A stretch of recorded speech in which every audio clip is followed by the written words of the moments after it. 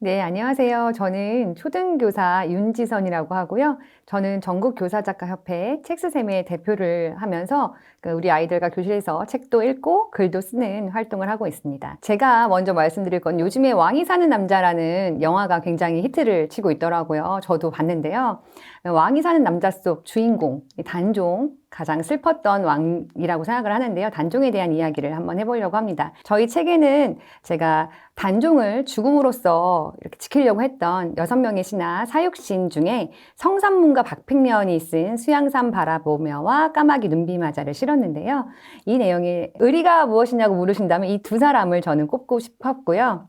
우선 단종을 이해하려면 조선 초기로 한번 돌아가야 될 것 같아요. 태조 이성계가 조선을 건국하고 강력한 통치를 기반으로 조선이라는 나라를 세웠는데 이성계의 아들들이 이제 손자들이 이제 조선 초기를 이끌어 가는데 우리가 제일 잘 알고 있는 가장 사랑하는 왕인 세종대왕이 조선 4대 임금이었죠. 근데 조선에는 그 왕들이 약간의 그 트라우마 컴플렉스 같은 게 좀 있었어요. 그 태종 이성계가 두 번째 정종이 두 번째 왕이었을 때 그 아들은 차남이었거든요. 둘째 아들이었고 그리고 우리가 잘 알고 있는 태종 이방원은 다섯째 아들이었고요. 그리고 세종대왕은 셋째 아들이었잖아요. 그러니까 사실 유교 사회에서 그 왕위를 물려준다는 게 적장자한테 물려주는 것이 유교의 가장 큰 도리 중에 하나였는데 그리고 적장자와 적장손, 장자의 그 아들인 아들에게 물려주고 싶은 그 마음이 컸던 것 같습니다.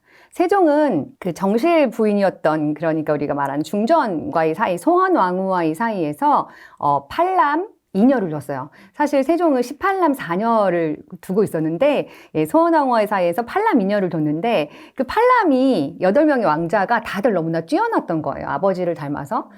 그중에 적장자, 큰아들이었던 문종이 있었고요. 사실 문종은요, 문무가 너무 뛰어났고, 그리고 사실 그 임금의 외모를 이렇게 실록에 실진 않거든요. 근데 실제로 실록에 실려있는 문종의 외모가 굉장히 곱고, 피부가 맑고, 그리고 굉장히 예의가 다 갖춰져 있는 얼굴이다라고 그 중국의 사신이 왔다가 반해서 쓴 내용이 있어요. 실제로 그 문종은 세종대왕님이 사실은 굉장히 많이 아팠잖아요. 당뇨를 굉장히 오랫동안 앓으셨고 여러 가지 이유로 뭐 별 병이 다 있으셨더라고요. 이질 뭐 이런 병들이 있으셨는데 마지막에는 당뇨 때문에 눈이 잘 안 보이시면서 그 아들이었던 문종에게 대리청정을 시키거든요. 그게 8년이었고요. 실제로 우리가 사극에서 보면 이렇게 왕을 물려받을 때 보통 젊은 굉장히 어린 왕이 한 20대의 왕이 이제 물려받는데 문종은 37 정도의 나이에, 그러니까 8년간 대리청정을 했기 때문에. 그리고 사실 문종이 왕이 되고 한 2년밖에 실제로 정사를 못 받고 바로 돌아가셨지만, 실제로 뭐 대리청정까지 하면 한 10년 정도 하셨고, 우리가 알고 있는 치국이 같은 경우는 문종이 거의 이제 같이 개발했다고 볼 수 있고요. 문종은 이 성함도 문종이시잖아요. 문은 그러니까 공부를 잘했다. 뭐 이런 뜻으로 해석하면 되고, 그러니까 문종은 그 조선을 다 통틀어서 가장 잘생긴 왕이었다고 합니다. 그래서 감히 동생들이 이 형을 넘볼 수 없는, 당연히 형은 왕감이었어요. 그리고 유교사회에서 아까 말씀드렸던 적장자의 위치라는 게 굉장히 컸기 때문에 문종은 당연히 왕이 되는 거였어요. 그런데 사실 8년 동안 대리청정을 하면서 문종이 좀 몸이 많이 쇠약해진 것 같습니다. 그래서 몸이 많이 약했다고 해요. 원래는 굉장히 활도 잘 쏘고 문무에 출중했다고 하는데 나중에는 이제 몸이 약해졌는데 세종대왕이 큰아들에게 왕위를 물려주고 싶으셨던 것 같습니다. 문종에게는 동생들이 있었잖아요. 수양대군. 수양대군은 풍채가 그 태종 이방원 할아버지랑 굉장히 비슷했다고 해요. 그래서 우리 관상에서 보면 내가 왕이 될 상인가 그러잖아요. 그러니까 내가 왕이 될 상인가라고 말할 정도로 이렇게 이정재가 들어올 때 그 포스가 아직도 느껴지는데 실제 모습도 태종 이방원을 닮아서 굉장히 풍채가 좋았다고 합니다. 하지만 눈물이 굉장히 많았다고 해요. 실록 곳곳에 수양대군이 울었다는 이야기들이 곳곳에 있다고 하고요. 그리고 우리가 잘 알고 있는 우리 이제 그 목류도원도라는 그 영화가 곧 개봉한다고 하는데 그 영화의 주인공 중에 한 명인 안평대군, 목류도원도의 자기의 꿈을 꾼 내용을 안견에게 말해서 안견이 목류도원도를 그리잖아요. 그래서 안평대군이 있었고 그리고 왕이 사는 남자에서 중요 인물 중에 하나인 금성대군이 있었어요. 실제로 금성대군은 조카 단종을 너무너무 사랑했대요. 그래서 어렸을 때 단종이 그 금성대군 집에서 살기도 하고 그랬다고 합니다. 그래서 굉장히 사랑하는 조카였다고 해요. 그래서 이렇게 동생들도 문종의 동생들도 굉장히 뛰어났는데 당연히 문종의 적 장자인 단종에게 이제 왕위가 가는데 사실 문종은 부인 복이 너무나 없었어요, 사실은.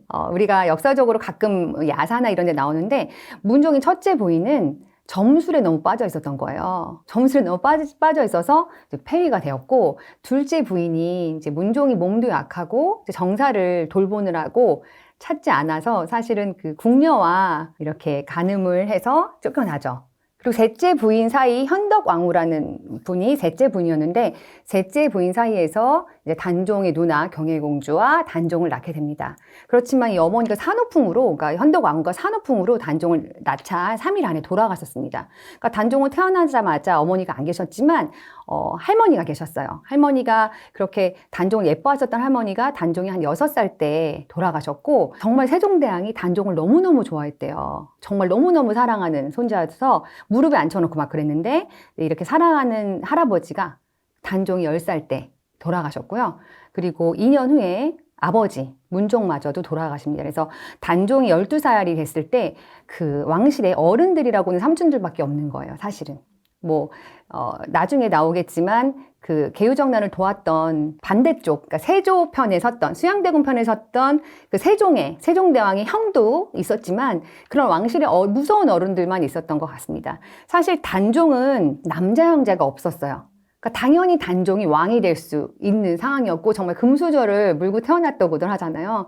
인물도 좋았고 적장손이었고 그러니까 너무나 좋은 환경이었지만 결국은 개유정난으로 인해서 삼촌에게 죽임을 당하게 되죠.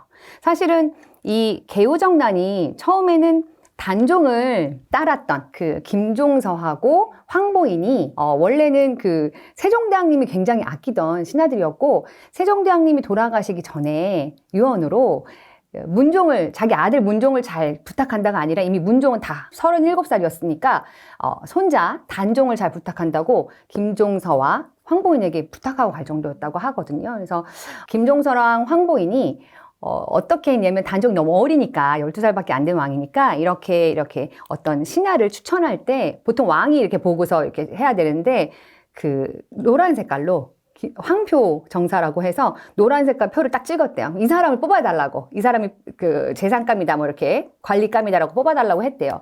근데 세조가 그러니까 그 당시 수양대군이 이거를 문제 삼아서 이거는 왕위를 찬탈하려는 얘는 지금 그러니까 한마디로 말해서 비선 실세다 얘네들. 그래서 얘네들이 지금 정난을 일으킨다고 한다. 그래서 개유년에 얘네들이 정난 일으키기 전에 얘를 쳐야 된다 해서 개유정난을 일으키는 명분으로 삼거든요.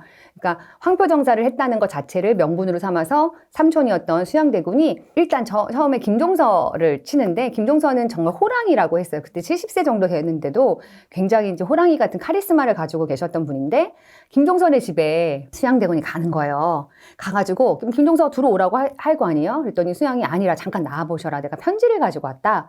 그래서 편지를 주는데 달밤에 이제 김종서가 이렇게 편지를 보니까 할아버지가 안 보였을 거 아니에요. 이렇게 집중하는 사이에 그 수양대군의 그 하인이 김종서를 철퇴로 쳐서 김종서가 쓰러집니다. 쓰러지고 집을 쑥대밭으로 만드는 거죠. 아들을 다 죽이고. 그런데 호랑이라는 별명답게 김종서가 그 자리에 죽지 않고 살아나서 그 사돈 둘째 아들 처갓집인가로 도망을 가는데 끝까지 수양대군이 김종서를 찾아서 죽이고요. 그 하룻밤 사이에 일어난 사건이 개유정난이거든요. 그 밤에 모든 공신들을 다 부르는 거예요. 지금 임금님이 지금 어명이다, 빨리 와라. 그랬더니 자고 있던 이제 관리들 다 이제 갑니다. 궁으로 들어가는데 궁으로 들어오자마자 들어오는 족족 이제 때려서 죽이는 거예요. 그래서 피해 그런 바람이 불었던 것이 바로 개유정난이고요. 이 개유정난을 통해서 이제 수양대군은 그 영의정이 돼요. 처음부터 왕이 되는 것이 아니라 영의정이 되고 무서웠던, 그러니까 얼마나 무서웠겠어요. 단종의 주변 사람 다 죽이거든요.